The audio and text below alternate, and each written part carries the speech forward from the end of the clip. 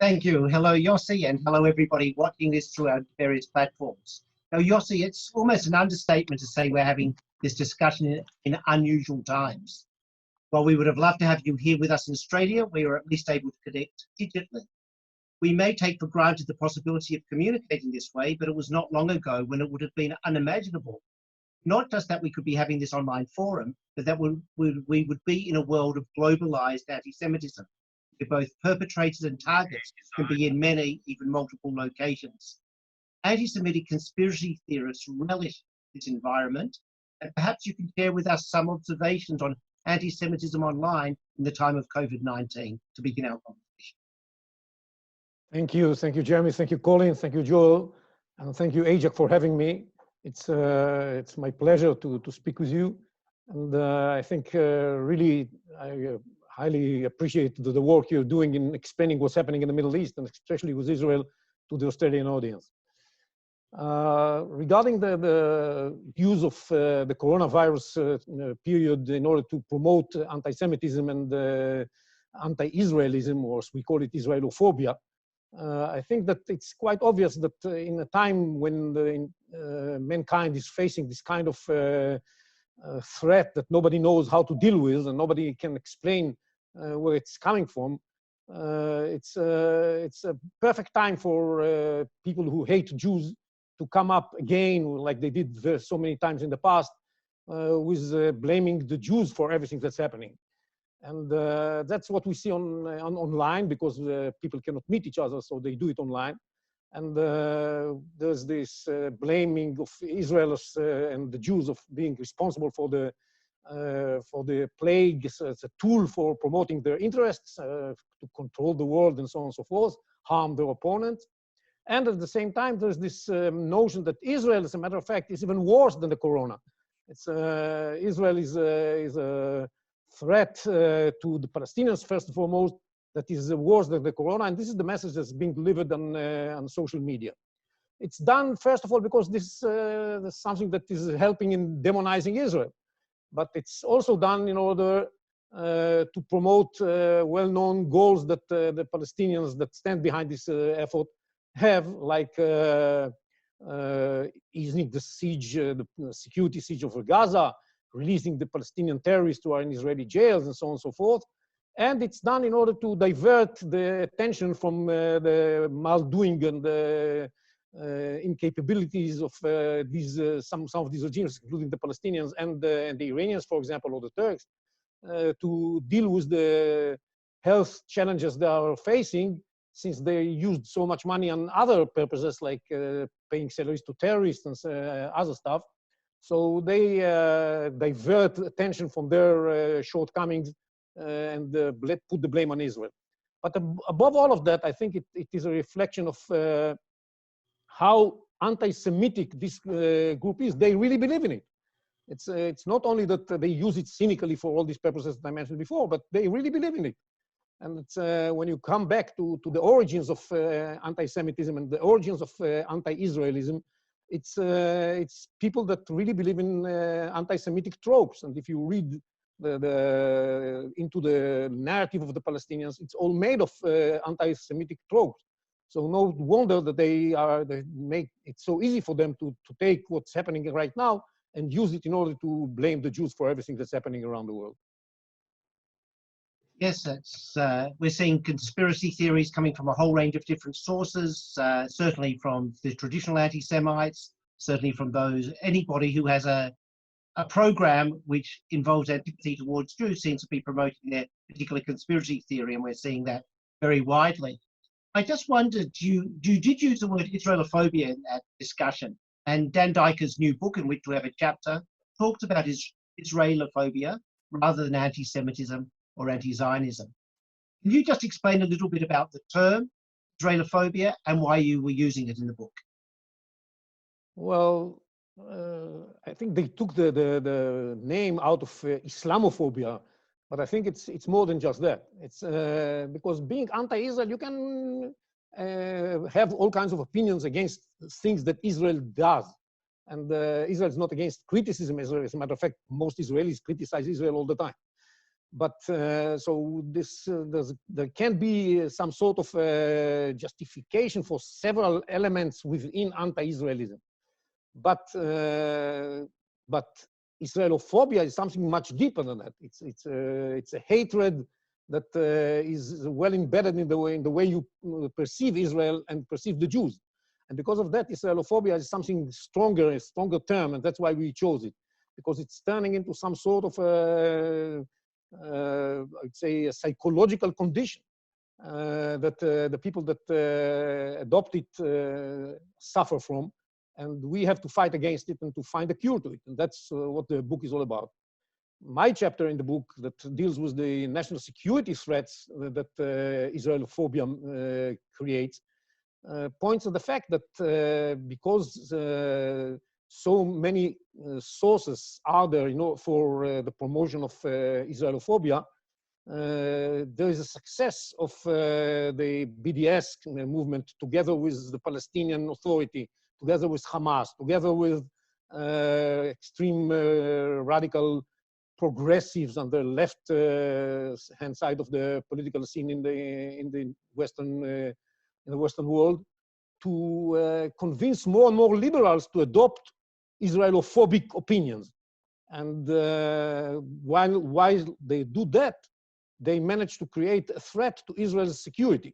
And that's something that we have to worry about, because if you see that people that are on the entourage of Bernie Sanders, and to some extent Sanders himself, inside the Democratic Party get some sort of legitimacy, people like Ilhan Omar and Rashid Tlaib and so on and so forth. If you look at what happened in the Labour Party in the UK, you see that the main sources of support, international support to Israel, which is critical for Israel's freedom to act militarily, economically, politically, culturally, all these points are threatened by the slow and gradual infiltration of these ideas into the main thinking of the left or the liberals in Western societies, and this is something that we have to deal with right away. It happens also, of course, on the right-hand side, but this is to be expected. We know that this is there. This is the chances of that to have an impact on Israel's national security are much more limited. Thank you. Now, I think it's important at this stage just to clarify. You spoke about criticism of Israel being legitimate, and then about Israelophobia. Could you talk about where the line is crossed? When does criticism become Israelophobia? Yeah, I think it's very clear. It's also in the international definition of anti-Semitism, as it was written by the International Holocaust Remembrance Alliance. And there are three criteria that makes you anti-Semitic. If you apply delegitimization towards Israel, denying that the Jewish people have a right for self-determination in a nation-state of their own. If you apply demonization, if you use all kinds of things against Israel that are demonizing it, like calling Israel racist, colonialist, apartheid, saying that Israel is just like the Nazis and things like that, this is anti-Semitism. And if you use double standards against Israel, these are the three Ds, the three famous Ds. If you use double standards against Israel, this is something that is anti-Semitic. If you expect Israel to behave different than what you expect other nations to behave, this is anti-Semitic. I think this litmus test of the three Ds is very easy to apply, and you can see easily who is an anti-Semitic and who is just having a criticism about Israel's policies, which is totally fine, and Israel is not against being criticized. And as I said, we Israelis are engaged in criticizing ourselves most of the time. You were saying earlier about COVID-19 being a pretext for anti-Semites to attack Jews and Israelophobes to attack Israel, and the overlap obviously between those two things. We've also seen deliberate disinformation from promoters of what I call the anti-Israel bullying, slanders and defamation, or BDS. What impact do you feel the BDS promoters are having at this time with their attempts to attack Israel during the issue, while Israel is trying to deal with COVID-19? Well, you know, my initial feeling was that this is going to make them look absurd. I mean, blaming Israel for the disease is so ridiculous. And that I was thinking that the liberals, this is their main audience, will reject it and denounce it. But what we see, in fact, is really troubling. We see that certain elements within the liberal camp are adopting some of these accusations. Look, I was reading the report that came out by the International Crisis Group in Washington, headed by Rob Malley, who used to be the advisor of President Obama and Middle East in the National Security Council. And he adopts many of the tropes promoted by the BDSers. It's a very alarming sign. And especially on the issue of the call to ease the siege over the security siege over Gaza and the calls to release prisoners and things like that. This is really outrageous. And you see it coming from, you see these concerns about the prisoners, the terrorists arrested in Israel from people like Helga Schmidt in the European Union, and Joseph Borrell, and so on. It's really something that makes you really worried about how far this nonsensic tropes can go. So I wouldn't underestimate the ability of the BDSs to cause damage. It's that said, I think in recent years, especially in the last 2 years, they are under greater pressure, and which limits their capability to have their way forward, especially since it's been exposed that they are deeply involved in all kinds of anti-Semitic activities. This was declared also by the German Bundestag, who declared that BDS is anti-Semitism, as well as the Austrian Bundestag, and by the adoption of the AIJAC definition of anti-Semitism by many countries. By the way, Australia did join the AIJAC, but the Australian Parliament, in my mind, have not yet declared that BDS is anti-Semitism. I think it's high time they did. And the same with the connections with terrorism. This was also exposed to a large extent to the fact that actually the organizations that stand behind the BDS are actually terror groups.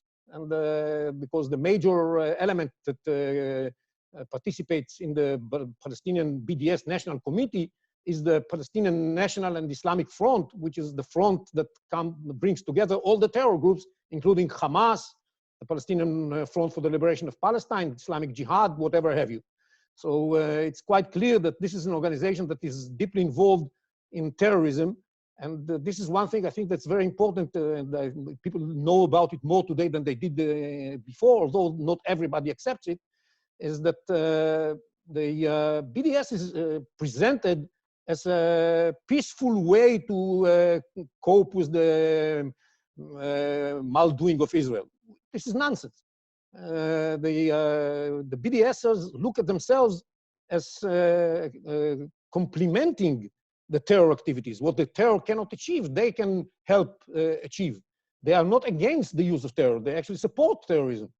And not only that they support terrorism, they are part and parcel of the terroristic activities because, as I said, Hamas and Palestinian Front for the Liberation of Palestine comprise most of their activists and support them. So it's once this is going to be clearer, and it is becoming clearer and clearer, I think their ability to gain support around the world is going to diminish. I just want to get some clarity. Earlier on, you were saying that the anti-Semites or the Israelophobes, they actually believe what they're saying, they're committed to it. Do you think the BDS people actually believe that they're helping Palestinians? They actually believe that Israel is not working to help in Gaza and the Palestinian Authority when it comes to dealing with COVID-19? Do they believe that? Or do they believe that it is right to promote the idea that Israel is just bad in every respect? No, I think they believe it. I think they believe it. I mean, they know the facts. They know that Israel does help the Palestinians to cope with COVID-19. They know that Israel not only supports the Palestinians in having all the equipment they need and so on and so forth, and teaches Palestinian doctors how to treat COVID-19 in Israeli hospitals and so on. They know, and they know about the huge amounts of equipment that goes from Israel to Gaza and then to the Judea and Samaria areas controlled by the Palestinians. This is all well known, but they focus on other issues, and they believe in what they're saying. It's amazing, but that's the case. Look, it's not only the BDSers. The Prime Minister of the Palestinian Authority, Mohammed Ashtiya, was claiming that Israel is so eager to have its economy going during the crisis that it's ready to do that on the expense of the health of the Palestinian people. This is the Prime Minister of the Palestinians. He also said that based on a case where a soldier went in a street in Hebron and spit it on the earth, he said, oh, the Israeli soldiers are trying to force the Palestinians to be infected by the disease, and that's why they spit on cars.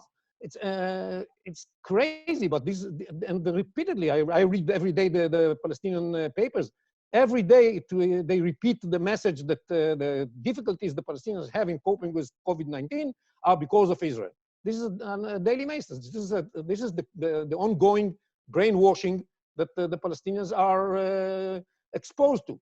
Now we have to understand this comes on a certain infrastructure, psychological infrastructure, which is the way that the Palestinians inculcate in the minds of their own people, especially the youngsters, the 7 points that comprise the Palestinian national narrative: that there is no Jewish people, and because of the Jews shouldn't have a state of their own, they don't have a right of self-determination.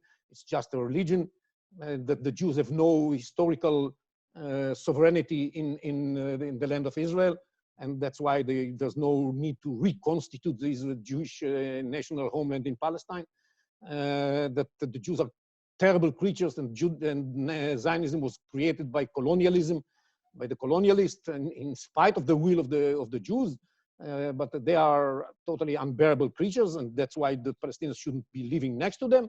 And this is ongoing demonization that's go on all the time with the slaughter of poisoning wells and the blaming the Jews of apartheid and things like that. And because of that, Palestinians, their identity is built over the struggle against Zionism until it disappears.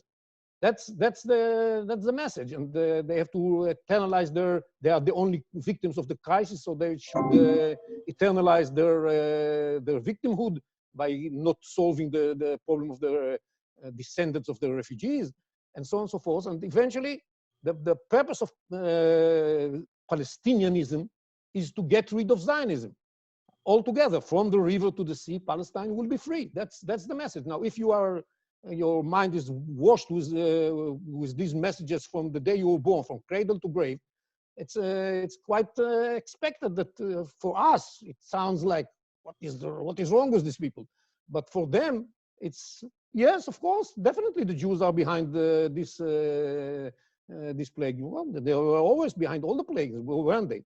So it's difficult to put yourself in their shoes, but this is the way they look at the things. From that, you understand why there is so much concern and worry by the leaders in Gaza and the Palestinian Authority about what is considered normalization, about real Palestinians getting to know real Israelis and just accepting the humanity of people with whom you've been in conflict. But I just want to refer to something else. Earlier, you referred to the comparison of Israel with Nazi Germany, one of the most repulsive slurs. There was a wonderful essay almost 30 years ago by Conor Cruz O'Brien, where he called this anti-Jewism, specifically comparing Jews with Nazis. And I think, fortunately, many people who otherwise accept anti-Israel propaganda would not accept that comparison as too far. But one of the other lines which comes up in propaganda still quite often is the idea that Israel is an apartheid state or practices apartheid, both in relation to pre-1967 ceasefire lines and also in areas Israel controls outside the Israel proper. Would you characterize these claims as anti-Semitic? Of course, this is demonization, and demonization is anti-Semitism. demonization of Israel is anti-Semitism, and blaming Israel for being an apartheid state is not only ridiculous, but it's a disgrace for those who do that, because they really minimize what happened in South Africa. Now, in South Africa, there was apartheid, and this was terrible, and this was totally unacceptable. And fortunately, it's not there anymore. But there are many South Africans, including some of them contributed to this book Israelophobia, that comes against this comparison.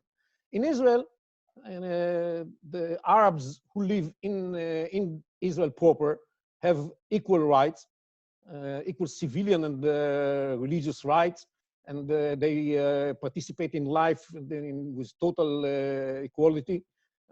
We have judges in the Supreme Court. We have actually the judges that that ruled against our president Katsav was an Arab, and so on and so forth. They are members of Knesset. We have 15 members of Knesset belonging to the joint Arab list, and we have other Arab members of Knesset.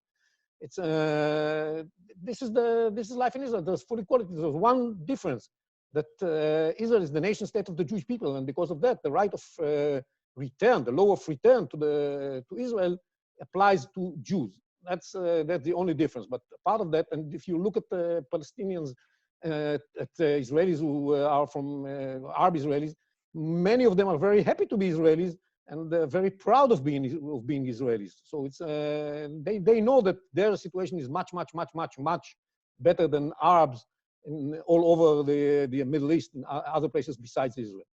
When it comes to our Palestinians who live in the territories controlled by the Palestinians,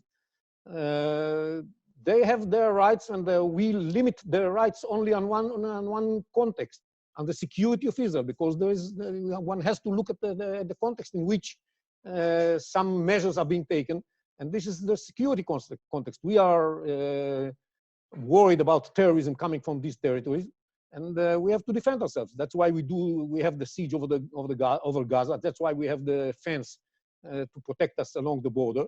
And that's why occasionally, by the way, today there is almost no checkpoints inside the West Bank.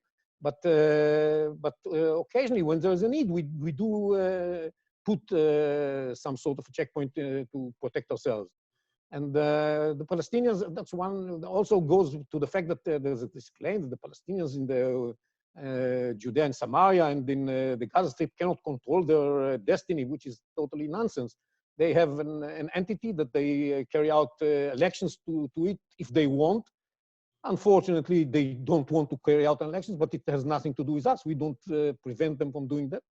And they did hold this kind of elections in the past, and they decide for themselves. They decide, look, if we were governing the Palestinians, we would not allow them to pay more than 1 billion shekels a year, something like, I don't know, 250 million Australian dollars, as salaries to terrorists to try to kill us. That's probably, if we were in charge, we wouldn't allow that to happen. Unfortunately, it does happen. So it's clearly they control their own lives. If there are restrictions on movement, it's only especially on Israelis who are not allowed to enter Palestinian villages in Judea and Samaria and Palestinian-controlled areas, because this is dangerous for them. But part of that, all the roads are joined. We take care of providing the Palestinians everything they need, and there's nothing that even resembles apartheid in these territories, and everybody who's coming from South Africa is the best witness to that. Thank you. I'd like to remind people at this stage that if you would want to ask a question and you're part of our Zoom meeting, please look at raising your hand. And if you would also, if you're not part of it and you want to send an email or communicate otherwise through our Facebook comments, whatever, we will do our utmost to cover as much ground as possible for questioners. Yossi, you've discussed anti-Semitism in the context of the anti-Israel movement particularly, and from the left, such as in the British Labour Party, particularly in the Jeremy Corbyn time. Just wonder if you could say a little bit about far-right anti-Semitism, particularly as a threat to the security of Jewish communities outside Israel. Well, of course, as I said, anti-Semitism comes from 4 sources. One of them is the Palestinian Authority and the Palestinian thought, thinking process. Second is radical Islam. Third is progressive, ultra-progressive elements in the West that cooperate in the context of the Red-Green Alliance, as we call it. And finally, from the right-wing anti-Semites, and these are as terrible as the others. And I think from the point of view of using force against Jews in the West, they are even maybe leading the list, because they are more inclined to do that than other groups. And because of that, I think that much effort should be spent in confronting this threat, both on protecting the communities against them and on taking all kinds of steps against them to limit their capabilities to act. It always comes into this issue of freedom of speech and so on and so forth, but there's no freedom of act in a criminal way. And I think this should be given a lot of attention.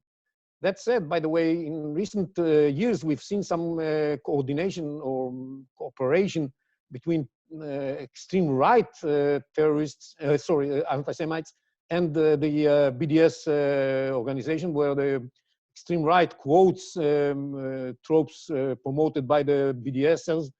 It gives you an idea of how all of these people are together in just hating the Jews. And yes, we should be worried about that. We definitely have to make a differentiation between people on the right who have all kinds of criticism about the way radical Islam is being treated by the left, and between those who are actually anti-Semites.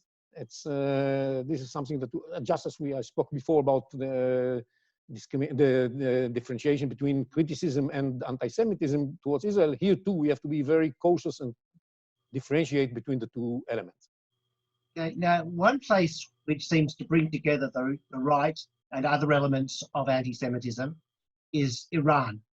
We had a situation some years ago where there was a man in Australia who actually was punished under Australian law for Holocaust denial. He went to Iran and was sort of feted as a bit of a hero. There were cartoon competitions not long ago where Holocaust denial was a theme of an Iranian government-sponsored cartoon competition. And now with coronavirus, we're seeing a lot of anti-Semitic cartoons being promoted by Iran because they are finding that they like the themes of Jews or Israelis or a combination of both being to blame, as they see, for the biggest problem in the world today, or the big challenge in the world.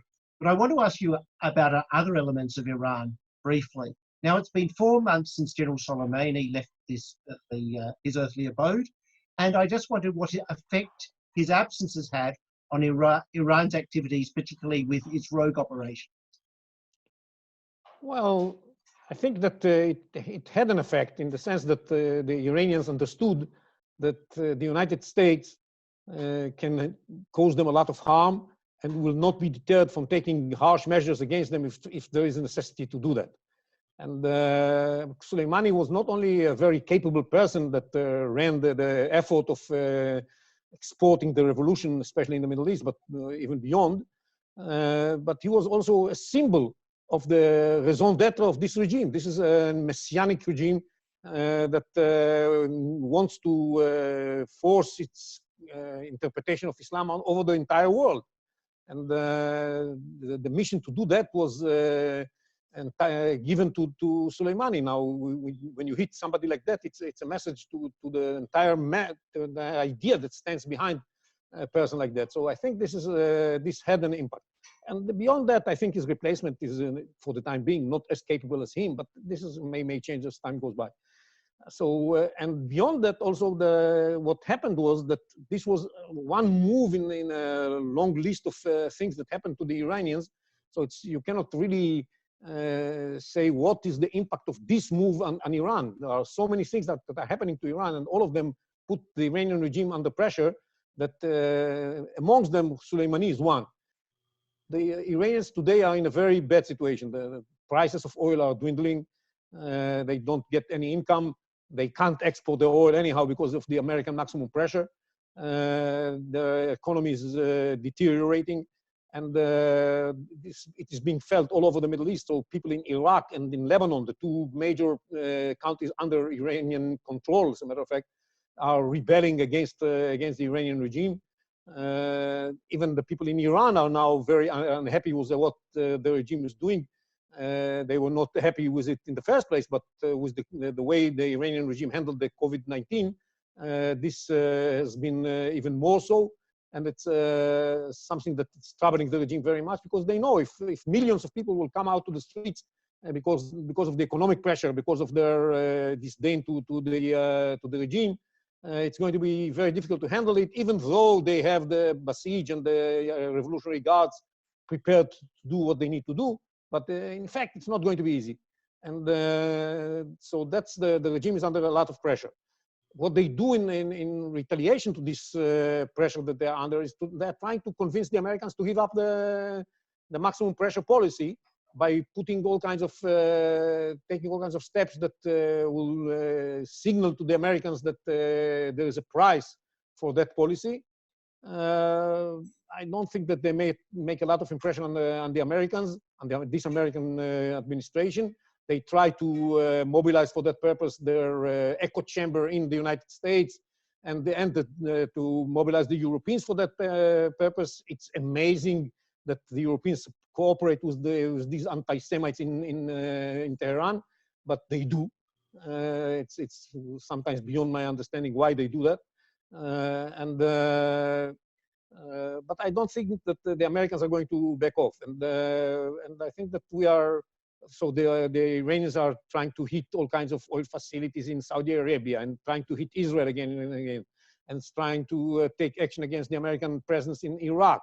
And most of all, they are improving their strategic weaponry capabilities, both with launching long-range missiles, allegedly in order to place a satellite in the sky, and in moving forward with their nuclear project. These are things that are worrying, but I don't think they're going to cause the Americans to do one of the two, either to give up on the maximum pressure or dance to the Iranian flute and enter some sort of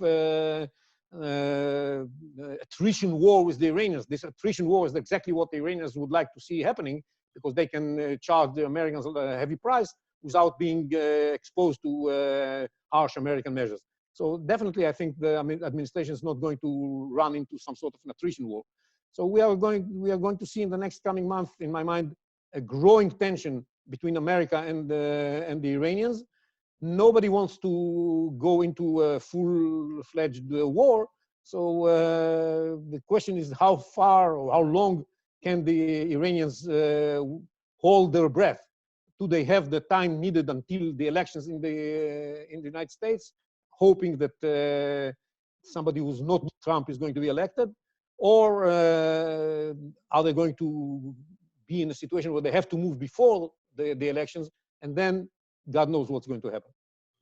Okay, now I'm just going to remind people again, participants in the Zoom room, you go under the bottom of your screen, participants, click that, and then you can raise your hand if you have additional questions. That is to answer a question I just received. That's how you do it. But I've just one last question from me before we go on to the other participants. You're speaking with AIJAC, so we're going to ask you about the Australian government, and you've been speaking about Iran, and you can't really talk about Iran without talking about Hezbollah. Now, as you may know, unlike most of our allies, Australia does not ban all of Hezbollah, only its external security organisation. How important is it for countries like Australia to increase their legal measures against Hezbollah and perhaps other Iranian proxy terrorists, but in this case specifically? Well, I think it's extremely important that the Australian will follow the British and the Germans and designate the entire organization as a terror organization, which is what it is. And usually Australia used to be amongst the forerunners on issues like that. In this case, in my mind, it's high time they did, because Hezbollah is a terror organization. Hezbollah is involved in all kinds of activities against Israel. We just saw the exposure of the tunnels underneath the border 2 years ago, and the operation against the border a couple of weeks ago. That's Hezbollah. Hezbollah is a very big terror organization armed to its teeth, and that's the threat. The major threat Israel faces right now is coming directly from Hezbollah, and we are facing this ongoing effort of the Hezbollah and Iran to arm Hezbollah with better guided munition, the precise guided munition that Israel is trying to stop and block. And that's what Hezbollah is doing day and night. And I think we should take steps in order to prevent Hezbollah from doing it. Now, at this specific time, there's a lot of opposition to Hezbollah inside Lebanon. People in Lebanon are going to the streets to protest against the fact that they are actually ruled by Hezbollah. And these people need the support. When the German government adopted this step, it was a very strong wind in the sails of the people in the streets of Lebanon. I think Australia can help as well in this respect and do the right thing. Call a spade a spade. This is a terror organization. Thank you. And now I'm throwing to the first question from our Zoom room. If I can invite Professor Gus Lira to put a question to Yossi Kuperwasser. Professor Lira, you're on screen now. You must unmute him. Thank you. You hear me? Now we can. Yes. Good. Yossi, you actually mentioned Lebanon. That was part of the question which I wanted to ask. First of all, how do you interpret what is going on in Lebanon now? I've read many reports in newspapers. None of them have mentioned Hezbollah, but it's very clear that Hezbollah is very relevant to what's happening there. That's part one of my question.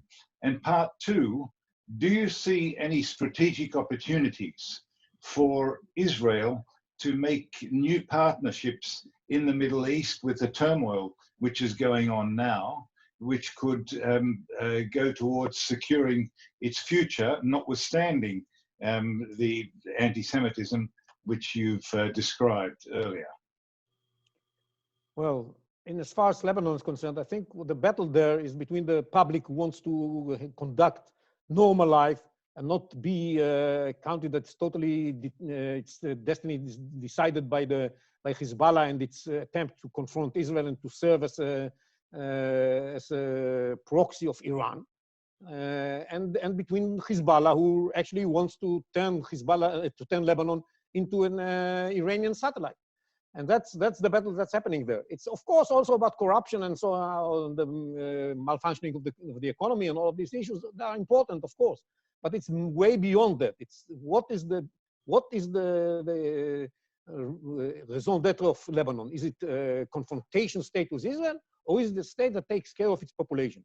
I mean, Hariri, the former prime minister that paid with his life, Rafik Hariri, was the first one to say, no, enough, devoting all our resources for fighting Israel and exposing our richness to the decisions of Iran. Hezbollah managed to kill him, and according to the international court that was built for that purpose. And the battle went on. And now, for the first time, the public is on the streets, calling for a change in the definition of what is Lebanon all about. And I think this is a very critical protest, and we should just have to wait and see. And this leads me to the second question you had. Yes, much of the cooperation between Israel and the pragmatic Sunni states is based on the common enemy, Iran. Yes. But it's becoming to be more than that. When you look at what's happening today in the Arab street, especially this Ramadan time, with the television series that portray the Jews as not as terrible as they should have been portrayed, not in an anti-Semitic approach, but critical approach. No, they're not pro-Israel, but they are not pro-Jews, but they just present the Jews as just another people, bad one, but not extremely bad. Then this reflects something that's happening in the Arab world. We look at what's happening on social media because of that. That this hashtag Palestine is not my problem that gains so much support, and the fact that so many people watch Haroun, the series that is presenting Jewish life in Kuwait, and so on and so forth. These are all reflections of something deeper that's happening in the Arab world beyond just common interests. And if there is anything that worries the Palestinians, by the way, more than most, is this change of attitude of Arabs. This, of course, enables us, because we really want to have good relations, and we believe that we are people that can contribute to the well-being of the people of the Middle East. And if we just have the ability to cooperate with them and communicate with them. This new zeitgeist gives us an opportunity to change the situation and to cooperate with these countries. I believe that this COVID-19 will help in creating the conditions for growth in normalization between us and our neighbors. And I hope also that this will have an impact on the Palestinians to see that they cannot anymore prevent Israel from normalizing relations with its environment, and that maybe they should rather think about changing this narrative that I was talking about before, and giving up on the idea of annihilating Israel and making peace that is going to be based on more realistic ideas. Thank you. Thank you. Our next question will come from Marcus Rubenstein, and I want to let people know I have received quite a few messages that will come through, and I may intersperse. Next question is Marcus, and then maybe one that's been sent to me will come next. But Marcus, you're on now, please. Thanks, Jeremy. Thanks, Yossi. Great to hear you. I guess through COVID-19, we've seen many nation states self-isolate. In Europe, accusations of being very, very selfish. I think you've seen that amongst people. You've seen the emboldening of right-wing elements. You've seen anti-Semitism. You've seen racism, obviously against all Asians, not just Chinese. Throughout this, I'm very, very pessimistic about the immediate future. And governments are going to be very inward-looking and not keeping an eye on that. Now, would you agree? And I guess if you would, is a more selfish, inward-looking world a threat to the Jewish people and to the state of Israel in terms of will that anti-Semitism in the developed world go unchecked because of the problems and the environment we now have, which may continue for some time? Well, first of all, I do share your concern. I think that there is a clear attitude of looking more inward and more xenophobic way on what's going on in the world. And we should be aware of that. And one other thing that I worried about is that all these groups that are dealing with protecting the Jewish people against this hatred are going to face financial crisis in the coming years. If the economic depression is going to stay with us, and it's going to be more difficult to fight against this attitude. So these are two concerns that I have about it. On the other hand, you know, Jews, unlike what those anti-Semites think, are usually amongst the leaders of solving international crises like this one. And we in Israel invest an awful lot of money and time and ingenuity in coming up with all kinds of solutions to many of the problems that go along with COVID-19. And I'm really hopeful that that you should find the Jewish aspect in some of the solutions, in the vaccine, in the remedies, in the medicine, in all kinds of other things that are needed in order to cope with the problem. And those who have open eyes will understand that you know, in the United States, they celebrate right now the month of of Jewish contribution to the United States. I think that you need more than a month to celebrate it. It's I think if you look at the contribution of the Jewish people to the world, we're talking about Tikkun Olam. We're talking about all these ideas that are really indivisible part of our identity. It's I think we should be able to have more contributions, and this will be the best way to cope with this tropes and allegations. Thank you. Now, there's a question I've received by email. Iran and Turkey are the two key players trying to achieve dominance in the Middle East, and are also the two countries hardest hit by the coronavirus so far. What effect, if any, do you expect the virus to have on their ambitions?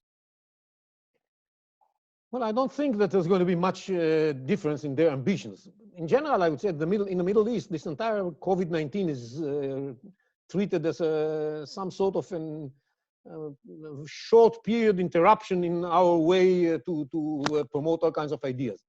And it's nobody has, you know, when you listen to international scholars, everyone, and also Israeli scholars, everyone has an idea about how the world after the COVID-19 is going to look like, and what major changes are going to be there, and the globalization and not globalization and things like that.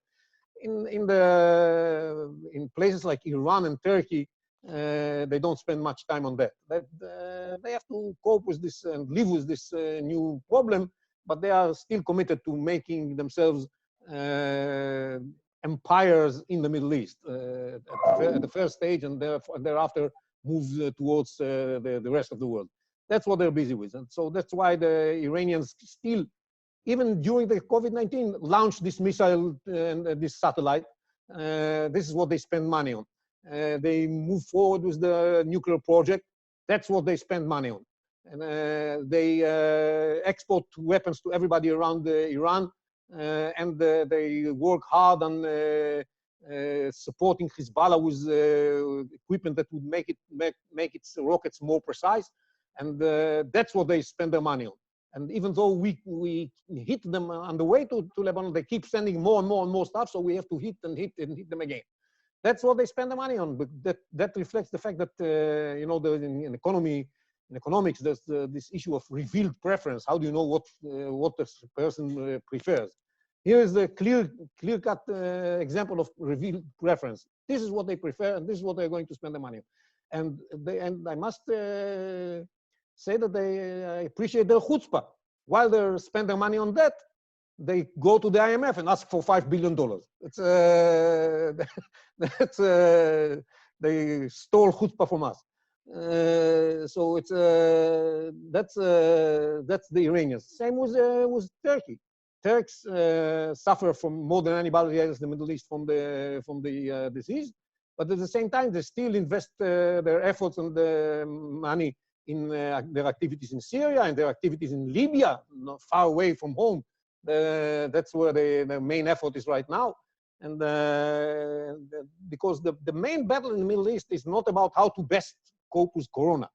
The main battle in the Middle East is the ideological battle between the pragmatists that are represented by Saudi Arabia and many of the pragmatic countries, Egypt, Jordan, and the radicals. And the radicals, you have two kinds of radicals that are working during the coronavirus as if there was no coronavirus problem. It's you have the ultra radicals, the ISIS. Look, there was a terror attack in Sinai just a couple of days ago, in which 10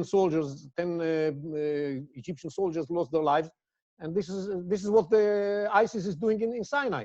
In Iraq and Syria, there's an unbelievable surge in the amount of terror attacks and operations by ISIS. Because the Americans limited their presence, there's an upsurge in their activities.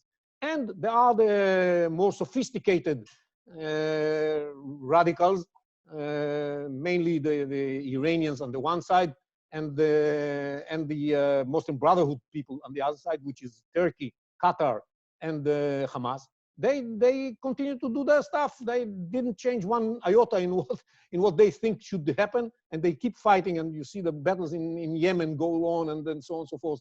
The Quran didn't have much impact on these people in the Middle East. I don't think it's going to have a big impact in the future unless the numbers will grow dramatically. But until now, the numbers in the Middle East are not that big. Thank you. The next question, it comes from Sharon Nittleman. Sharon. Hi, thanks, Yossi. I just wanted to ask, the Trump presidency has been very friendly towards Israel, and I was wondering how Israel is preparing for the possibility that Joe Biden could become president and what changes that may have for Israel in the Middle East. Well, the Trump initiative is not favorable to Israel. The Trump initiative, in my mind, is favorable to peace. It's the only realistic way to achieve peace in the Middle East. It's the only plan so far that I've seen that really relates to the real problem because of which we don't have peace, which is the Palestinian narrative.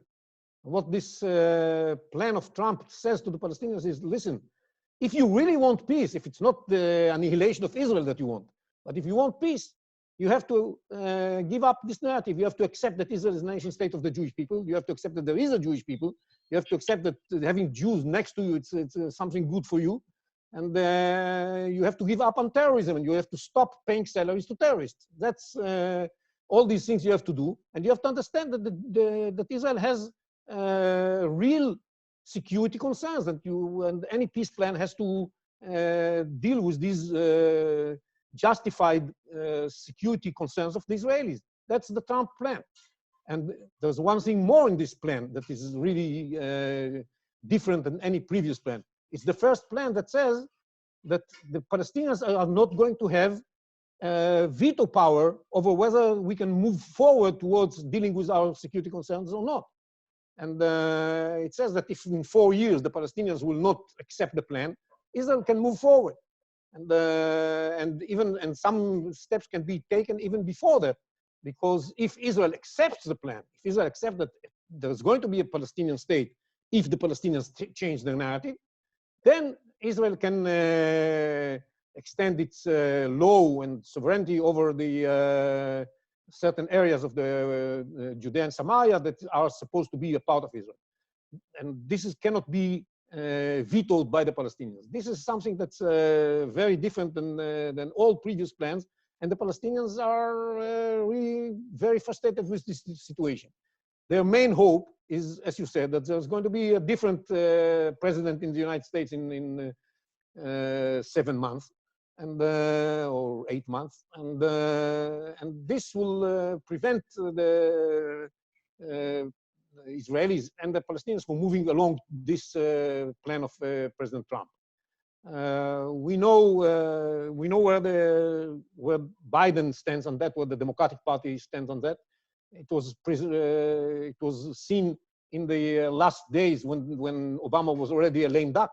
The only thing he decided to do was to adopt a resolution in the Security Council of the United Nations, 2334, that actually accepted all the Palestinian dreams and did not demand the Palestinians from accepting Israel as a nation state of the Jewish people, and accepted that all of Jerusalem, all of the East Jerusalem will be a part of the Palestinian state, and we treated that as an occupied Palestinian territory, including the Wailing Wall, and this is ridiculous. But this was the last move that Obama did, together with his Secretary of State Kerry. So we know what to expect. And what worries me more is that the fact that Biden did not reject the people that were with Bernie Sanders. Biden is a friend of Israel in his way. He believes that he's a friend of Israel. But Bernie Sanders definitely is not a friend of Israel. And instead of just speaking out loudly against people like Ilhan Omar and Rashida Tlaib and so on and so forth, all these entourage of Bernie Sanders, Biden keeps relatively silent on that. He said that he's going to keep the embassy in Jerusalem. This is important, but it's not enough in my mind, because it's again coming back to misunderstanding the conflict. It's not about where the territorial borders are going to be between us and the Palestinians. It's about the Palestinian narrative that denies the right of the Jews to have a state of their own on any grain of soil. This is, by the way, coming back to the BDS, this is exactly what the BDS says. We are an organization, a movement that wants Israel to be eradicated. That's what we want. And they present the same ideas in a clearer way than some others. But this is the idea of the Palestinians. And if there is a Western approach that doesn't understand that and dreams about the fact that the issue between the Israelis and the Palestinians is where to draw the lines, these people do not understand the conflict, unfortunately. And I think this is the uniqueness of this Trump plan, that it is reflecting a real understanding of the conflict. Okay, now we've had the situation, a number of people have been asking the same question by email and messaging, and it does relate in a sense to your last question. That is the issue of Israeli annexation or extension of sovereignty to parts of the territories. This is an issue which has come up quite a bit recently in Israeli government and Knesset political rhetoric. Do you think it's likely to happen, and if so, under what form? Well, as we speak, the Supreme Court here is sitting and discussing whether Netanyahu is going to be the prime minister and whether the agreement he made with Gantz is going to hold. So since I'm not a member of the court, I cannot say what the result is going to be.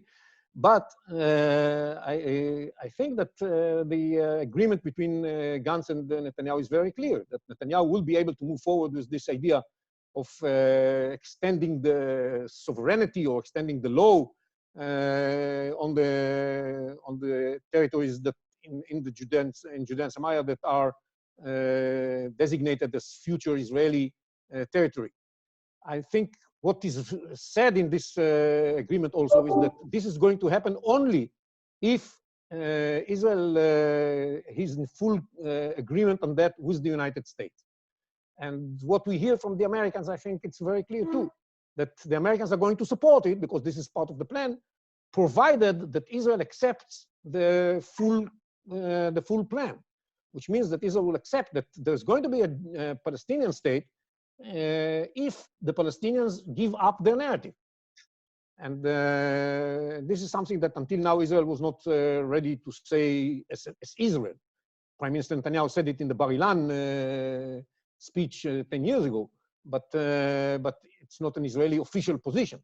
What the Americans are demanding from Israel is to come up with an official position that says we accept that if the Palestinians change their narrative, they are ready to accept Israel as a nation state of the Jewish people, they are ready to address Israel's security concerns, then Israel will accept a Palestinian state in specific borders that would be agreed upon between Israel and the Palestinians.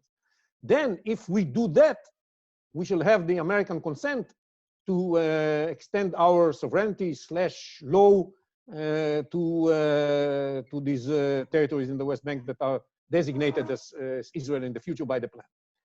I think as long as it relates to Gantz and Netanyahu, they will be ready to accept it. Will be ready to go along with the Americans on that issue. That's my belief. I'm not sure. Not everybody in Netanyahu's government is supporting that position. Definitely not Yamina, and it's not clear whether all of the Likud members are in favor of that. But I think eventually there's going to be a majority inside the government for that. And if there is a majority for that, then this move is going to be implemented. Now, of course, everybody understands. We know that this is going to cause some repercussions, and that there are going to be some steps taken by the Palestinians, and there may be some violence as well, and the Jordanians don't like it. We know all of that. But definitely for Israel, there can't be a better time. If we knew who's going to win the elections, maybe we could have postponed it. But nobody knows what's going to happen in the elections, right? So this is an opportune time for Israel to move on that with American support. And the control of the Jordan Valley is critical for Israel's security. I say it as a It's not only the former brigadier general who was in charge of the intelligence research division, but also as a former chief intelligence officer of our central command of the areas of Judea and Samaria. Of course, who can protect Israel without controlling the Jordan Valley? And the mistake we did in Gaza, where we don't have a Jordan Valley there, we suffer from the results of that almost every day. So we know what it means not to be able to govern your security border. Let me remind you in this respect, that it's not something that is for of the extreme right in Israel or something like that, not at all. Rabin, in 1995, when he presented the second Oslo agreement to the Knesset, he said, our policy is to have the Jordan Valley in its widest possible interpretation as the eastern security border of Israel. That's Rabin understood it well, understood this as well. So this is something that enjoys a wide support in Israel. Now, we understand there's going to be some backlash for that. We understand that, but we shall do our best together with the Americans to have remedies to this backlash. That's something that, in my mind, is going to happen. And it's not against peace, by the way. All those who say that this means that I read all these things written by the left in Israel and by the supporters of the Palestinians around the world, that this would mean the end of peace, and this means that Israel will become one, we